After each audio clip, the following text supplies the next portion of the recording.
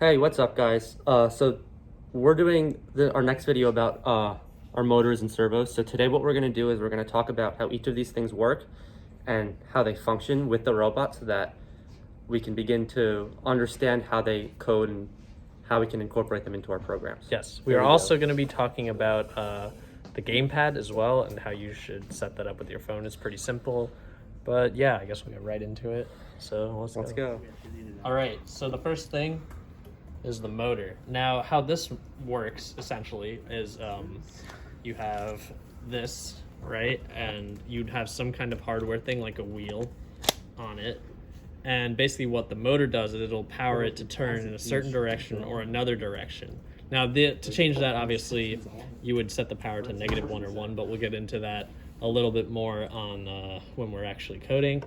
But essentially, what a motor does is it just turns, right? So if you imagine there were 4 of those, it would make a robot move forward.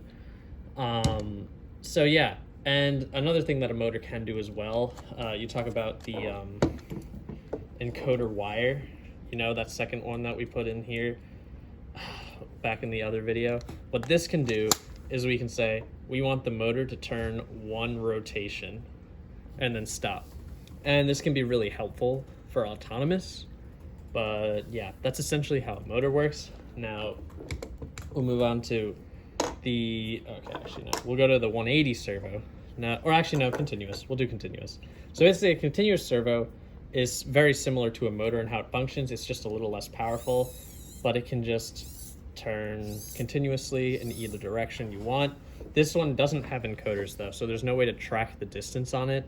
So yeah, I mean, in a logic video, we can talk about how you might want to deal with those in autonomous, but yeah, that's how a CR servo works. Pretty much the same thing as a motor, it just turns in either direction continuously.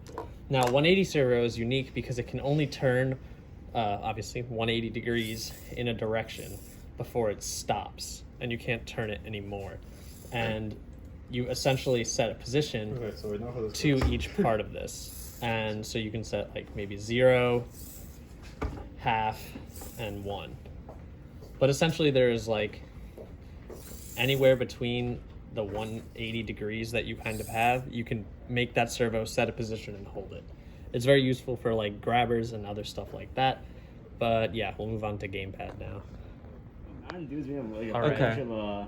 So now we're going to jump into the Gamepad and we're going to talk about how to set this up so that you can use it with your robot. So the first piece you need, you're going to need your phone, and you're going to need to have it connected to the Wi-Fi and everything in order for it to be functional.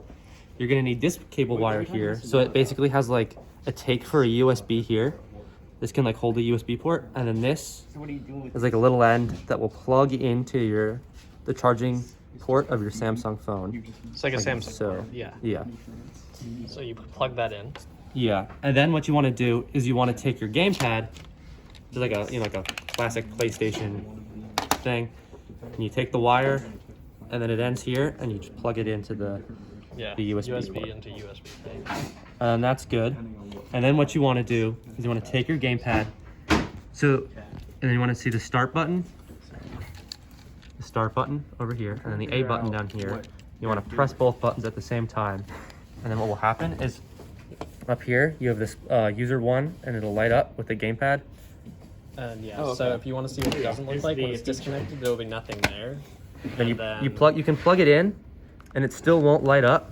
This is very important. Every time you do something, you have to press start and A again to get that Gamepad back up and running. Yeah, otherwise it won't work with the robot. All right. And then the last thing is if you want to use 2 Gamepads, because sometimes what will happen as the robot gets bigger and more complicated is you don't have enough buttons on one Gamepad to control every motor and servo.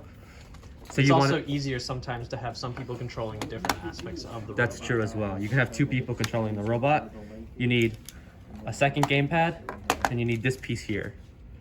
It's got like a little junction with like multiple USBs, and then it has a cable right here. So what you want to do is you want to unplug your first Gamepad so that you have this little end piece here, and you plug this like that so that you have it. This will light up red. And then you want to take each of your Gamepads and plug them into a different side of this little junction. Like that.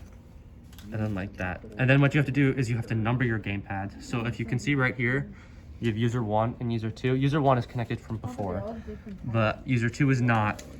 So user 1 will be gamepad 1, which you'll see later in the program, and user 2 will be gamepad 2, which you'll also see later in the program. But for gamepad 2, it's a little different because for gamepad 1 you press start A to set it up, but for gamepad 2 you have to press start and then you have to press B, and then you'll have user 2 and user 1. Yeah. So then they'll both be set up, and the gamepad that you press start B on will be 2, and the one with the A will be 1. 1 and 2. All right. So that's a wrap on gamepads. Yeah. All right, guys. Thanks for watching another one of our videos. Hopefully this will be pretty helpful for the... Say hi to Patrick. Yeah. Well, anyways, hopefully this is going to be kind of helpful for understanding the just like how the motors work and what you're going to be trying to do when you're coding, if that makes sense. And for the next video, we're going to start to jump into the coding interface. We're going to use a software called OnBot Java, and we're going to begin to set that up so that we can code the motors and servos that we were talking about in this video. Yeah. Don't use blocks. Bye, guys.